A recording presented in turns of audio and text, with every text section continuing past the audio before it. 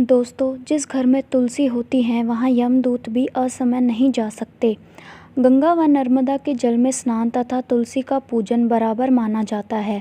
चाहे मनुष्य कितना भी पापी क्यों ना हो, मृत्यु के समय जिसके प्राण मंजरी रहित तुलसी और गंगा जल मुख में रखकर निकल जाते हैं, वह पापों से मुक्त होकर वैकुंठ धाम को प्राप्त होता है। जो मनुष्य तुलसी व आंवलों की छाया में अपने पितरों का श्राद्ध करता है, उसके पितर मोक्ष को प्राप्त हो जाते हैं। नमस्कार दोस्तों, मैं हूं आपकी होस्ट कंचन और आप देखना शुरू कर चुके हो लोकल जर्नी यूट्यूब चैनल। आज के इस वीडियो में आपको तुलसी से जुड़ी एक बहुत प्रचलित कथा सुनाने जा रही हूं। उम्मीद है आपको पसंद आएगी। दोस्तों, एक बार शिव ने अपने तेज को समुद्र में फेंक दिया था। उससे एक महातेजस्वी बालक ने जन्म लिया। यह बालक आगे चलकर जालंधर के नाम से पराक्रमी दैत्य राजा बना। इसकी राजधानी का नाम जालंधर नगरी था। दैत्यराज कालनेमी की कन्या वृंदा का विवाह जालंधर से हुआ। जालंधर महाराक्षस था।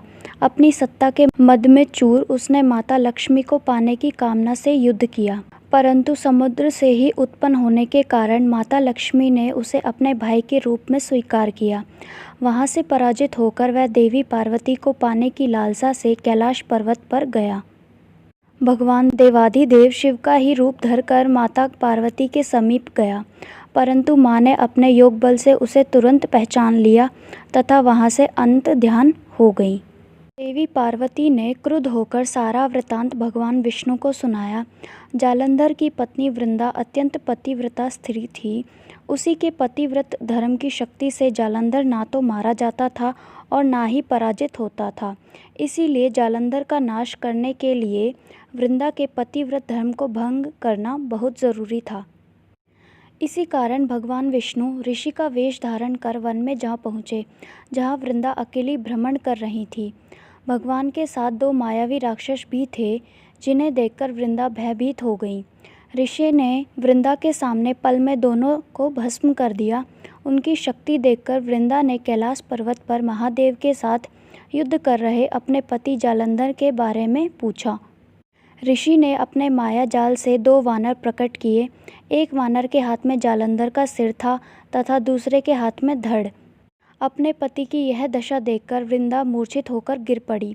होश में आने पर उन्होंने ऋषि रूपी भगवान से विनती की कि वह उसके पति को जीवित करें। भगवान ने अपनी माया से पुनः जालंधर का सिर धड़ से जोड़ दिया, परंतु स्वयं भी वह उसी शरीर में प्रवेश कर गए। वृंदा को इस छल का जरा आभास ना हुआ। जालंधर बने भगवान के साथ वृंदा पतिव्रता का व्यवहार करने लगी, जिससे उसका सत्व भंग हो गया। ऐसा होते ही वृंदा का पति जालंधर युद्ध में हार गया। इस सारी लीला का जब वृंदा को पता चला तो उसने क्रुद्ध होकर भगवान विष्णु को शिला होने का श्राप दे दिया था तथा स्वयं सती हो गई। जहाँ वृंदा भस्म हुई वहाँ तुलसी का पौधा उगा। भगवान विष्णु ने वृंदा से कहा, हे वृंदा, तुम अपने सत्वित्व के कारण मुझे लक्ष्मी से भी अधिक प्रिय हो गई हो। अब तुम तुलसी के रूप में सदा मेरे साथ रहोगी। जो मनुष्य भी मेरे शालिग्राम रूप के साथ तुलसी का विवाह करेगा, उसे लोक और प्रलोक में विपुल यश प्राप्त होगा। उसी दैत्य जालंधर की यह भूमि जालंधर नाम से विख्यात है। सती वृंदा का मंदिर मोहल्ला कोट किशनचंद में स्थित है। कहते हैं इस स्थान पर एक प्राचीन गुफा थी जो सीधी हरिद्वार तक जाती थी। सच्चे मन से 40 दिन तक सती वृंदा देवी के मंदिर में पूजा करने से सभी मनोरथ पूर्ण होते हैं। दोस्तों, वीडियो कैसी लगी हमें कमेंट ज़रूर करना और वीडियो को लाइक शेयर करना मत भूलना।